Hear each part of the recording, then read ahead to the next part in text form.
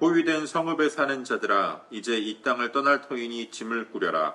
주님께서 말씀하시기를, 내가 이번에는 이 땅에 사는 백성을 먼 곳으로 내던지고 그들이 자신의 죄를 깨달아 알도록 내가 직접 그들에게 고통을 주겠다 하셨기 때문이다. 아, 우리가 이렇게 심하게 다쳤으니 우리의 상처가 나을 것 같지 않구나. 이런 고통쯤은 참을 수 있다고 생각하였는데 우리의 장막이 부서졌다. 장막을 잡고 있던 줄도 모두 끊어졌다.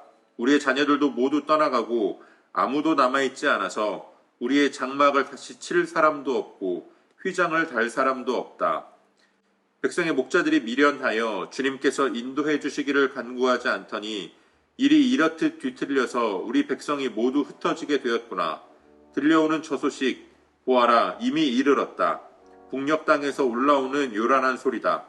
유다의 성읍들을 무너뜨려서 여우떼의 소굴로 만들어 놓으려고 진군해 오는 소리다.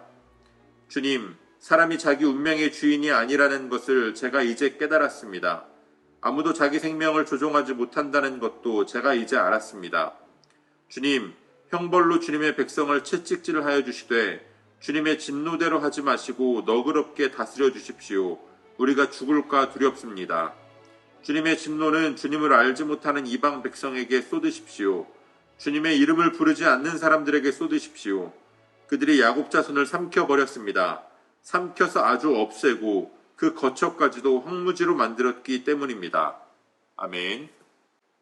7월 28일 금요일 오늘의 매일 성경 본문 말씀은 예레미야 10장 17절로 25절까지의 말씀입니다. 하나님의 심판으로 임하는 북방군대의 공격 앞에서 백성들이 탄식하고 선지자 예레미야가 탄식하고 있습니다. 선지자는 그들로 하여금 죄를 깨닫게 하도록 하나님께서 직접 그들에게 고통을 주실 것이라고 말씀하면서 그 성읍을 떠날 준비를 하라고 말씀합니다. 북방군대의 공격 앞에 그들의 장막이 무너지고 이제는 그 장막을 다시 세울 사람도 없었습니다. 하나님께서 이미 수차례 예레미야를 통해서 예언하셨던 것처럼 선포하게 하셨던 것처럼 북방의 군대들이 유다의 성읍들을 완전히 무너뜨리고 여우의 소굴로 만들 것입니다. 미련하게도 백성들을 하나님께로 이끌지 못했던 백성의 목자들로 말미암아 그 백성들이 모두 하나님께로 나아가지 못했고 죄를 깨닫지 못했고 스스로 돌이키지 못했기 때문에 벌어지고 있는 현상들입니다. 예레미야는 한 번 더 하나님 앞에 자비를 간구하지만 심판을 완전히 거두어달라고 간구하지는 않습니다. 예레미야 자신도 유다 백성의 죄를 잘 알고 있었고 또 하나님의 심판 안에 담겨있는 하나님의 뜻을 알았기 때문입니다.